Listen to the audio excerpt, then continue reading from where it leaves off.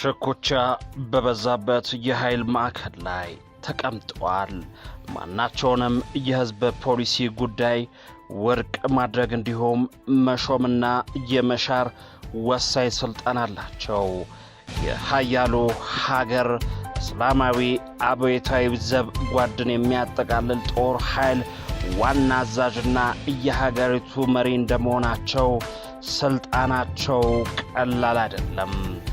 ለአውሮፓውያን አቆጣጠር በ1979 ከተካሄደው የኢራን አብዮት በኋላ ሁለተኛው የሀገሪቱ የበላይ መሪ ሲሆኑ ከ1989 ጀምሮ በበላይ መሪነት ስፍራ ላይ ይገኛሉ። ወጣት ኢራናውያን ያደርሳቸው አመራር ሕይወት አያውቁም። እኚህ የበላይ መሪ ማን እንደሆኑ በስልጣን ውስጥ ምን አይነት ስልጣን እንዳላቸውና ቤተሰባቸው በሀገሪቱ ፖለቲካ ውስጥ ያላቸውን ሚና እንመለከታለን። ሰውየው አያቶላህ አሊ ካሚኒ ናቸው። የተወደዳችሁ ተመልካቾች አድማጮቻችን፣ በዛሬው ዝግጅታችን የኢራን የበላይ መሪ የሆኑት አያቶላህን ተመልክተን ማናቸው ስንል ጠይቀናል። ለቻናላችን አዲስ የሆናችሁ ሰብስክራይብ፣ ላይክ፣ ሼር እያደረጋችሁ እንድትቆዩ በአክብሮት እየጋበዝን በቀጥታ ወደ ዝግጅቱ ተሻገርን። ካሚኒ አውሮፓውያኑ 1939 በኢራን ሁለተኛዋ ትልቅ ከተማ መሻር ነው የተወለዱት። በሃይማኖተኛ ቤተሰብ ውስጥ ከተወለዱት 8 ልጆች መካከል ሁለተኛ ልጅ የሆኑት የካሚኒ አባት በኢራን ዋነኛው የእስልምና ቅርንጫፍ የሆነው የሺዓ እስልምና በመካከለኛ ደረጃ የነበሩ የሃይማኖት መምህር ነበሩ። የሕፃኑ ካሚኒ አብዛኛው የትምህርት ጊዜ ቁርአንን በማጥናት የተሸፈነ እንደሆነ ይነገራል። በ11 ዓመታቸውም የሃይማኖት መምህር ለመሆን በቅተዋል። ነገር ግን በጊዜው እንደነበሩት አብዛኞቹ የሃይማኖት መሪዎች ሁሉ ስራው ከመንፈሳዊ ባልተናነሰ መልኩ ፖለቲካም ነበር። አንደበተ ርቱዕ የነበሩት ካሚኒ በኢራን እስላማዊ አብዮት ከስልጣን የተወገዱት የኢራን ንጉሥ ሻህ ተቺዎችን ተቀላቀሉ። ለዓመታት በህቡ ወይም እስር ቤት አሳልፈዋል። ከ6 ጊዜ በላይ በኢራን ንጉሣዊ የምስጢር ፖሊስ ተይዘው ለስቃይና አካባቢያቸውን ትተው እንዲሰደዱ ተደርገዋል። በአውሮፓውያኑ በ1979 የኢራን እስላማዊ አብዮት ከተካሄደ ከ1 ዓመት በኋላም አያቶላ ሮሆላ ካሚኒ የዋና ከተማይቱ ቴህራን የጁማ ሶላት መሪ አድርገው ሾሟቸው። በ1989 ካሚኒ በ86 ዓመታቸው ከዚህ ዓለም በሞት የተለዩት አያቶላ ካሚኒ ምትክ ሆነው በሃይማኖት መሪዎች ከመመረጣቸው በፊት በ1981 ፕሬዝዳንት ሆነው ተመረጡ። አሊ ካሚኒ ብዙም ከኢራን የማይወጡ ሲሆን በማዕከላዊ ቴህራን በሚገኝ ግቢ ውስጥ ከባለቤታቸው ጋር የተቆጠበ ሕይወት ይመራሉ። አትክልት መንከባከብና ስነ ግጥም እንደሚያስደስታቸው ይነገራል። በኢራን ለሃይማኖት ሰው ባልተለመደ መልኩ በለጋ ዕድሜያቸው ሲጋራ ያጨሱ ነበር። በ1980ዎቹ በተደረገባቸው የግድያ ሙከራም የቀኝ እጃቸውን መጠቀም አይችሉም። ካሚኒ ከባለቤታቸው ማንሱሬ ኮጃስቴ ባቄርዛዴ 4 ወንድና 2 ሴት ልጆችን በጥቅሉ 6 ልጆች አሏቸው። የካሚኒ ቤተሰብ በአደባባይም ሆነ በመገናኛ ብዙሃን እምብዛም አይታይም። ስለዚህም ስለ ልጆቻቸው የግል ሕይወት ያለው የተረጋገጠና ይፋዊ መረጃ ውስን ነው። ከ4ቱ ልጆች መካከል ሁለተኛው ሞሽታባ በይበልጥ የሚታወቀው በአባቱ ዙሪያ ባሉ ባለስልጣናት ላይ ባለው ጉልህ ተጽዕኖና ሚና ምክንያት እንደሆነ ይነሳል።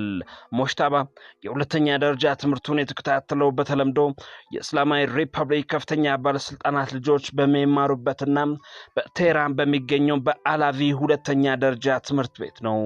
የሃይማኖት መምህር ባልሆነበትና ቆም ውስጥ በሚገኘው መንፈሳዊ ትምህርት ቤት የሃይማኖት ትምህርት ለመጀመር ባቀደበት ወቅት ጎላም አሊ ሀዳድ አደል የተባለ ታዋቂ የወግ አጥባቂ ግለሰብ ሴት ልጅ ጋር ትዳር መስርቷል። ከዚያም በ30 ዓመቱ መደበኛ የሃይማኖት ጥናቶችን በኢራን ውስጥ በጣም ታዋቂ በሆነው በቆም የሺዓ እስልምና መንፈሳዊ ትምህርት ቤት ትምህርቱም ጀምሯል። ምንም እንኳን በመገናኛ ብዙሃን ዘንድ ብዙም ትኩረትን ባያገኝም በአውሮፓውያኑ 2000ዎቹ አጋማሽ ላይ ሞጅተባ በፖለቲካው መስክ ያለው ተጽዕኖ የበለጠ ግልጽ ሆኗል። ሞጅተባ በ2004 ከተካሄደው አጨቃጫቂ ፕሬዝዳንታዊ ምርጫ ትኩረትን አግኝቶ ነበር።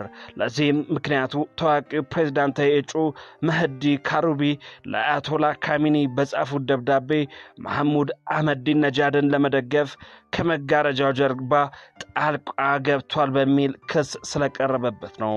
ከአውሮፓውያኑ 2010 ጀምሮም በእስላማዊ ሪፐብሊክ ውስጥ ካሉ በጣም ሀያላን ግለሰቦች መካከል አንዱ ተደርጎ ይቆጠር ነበር።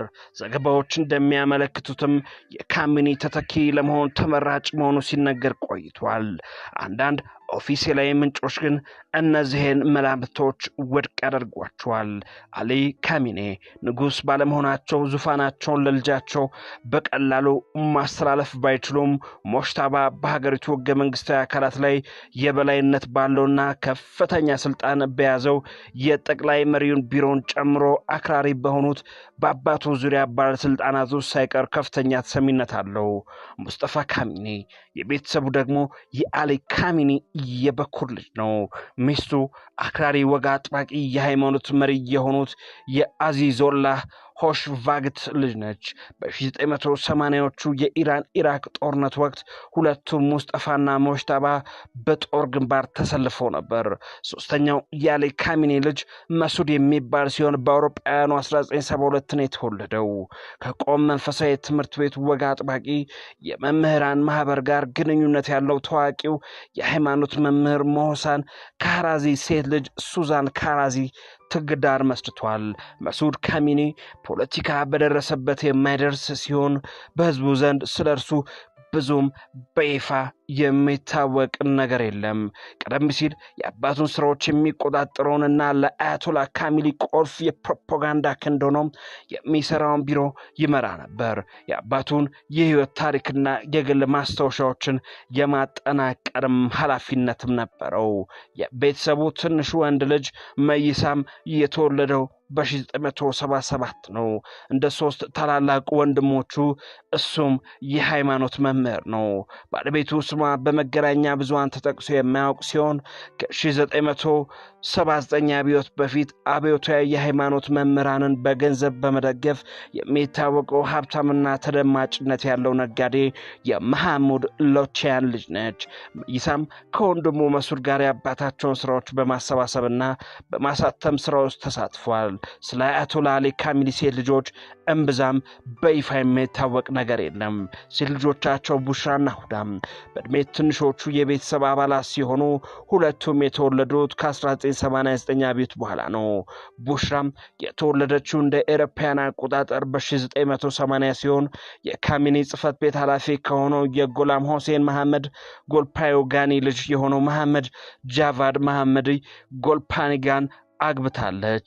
የመሪው የመጨረሻ ልጅ የሆነችውና 1981 የተወለደችው ሁዳም በኢማም ሳዲቅ ዩኒቨርሲቲ ያስተምር ከነበረው የማርኬቲንግ የተወደዳችሁ ተመልካቾቻችን በካሚኒ ቤተሰብ ዙሪያም የሰራነው ልዩ ጥንቅር ይህንን ይመስል ነበር። ስላደመጣችሁን ከልብ እያመሰገንን አሁንም ለቻናላችን አዲስ የሆናችሁ ሰብስክራይብ እንድታደርጉ በአክብሮት እንጋብዛለን። ሰላም ለምድራችን፣ ሰላም ለኢትዮጵያ፣ ጤና ይስጥልን።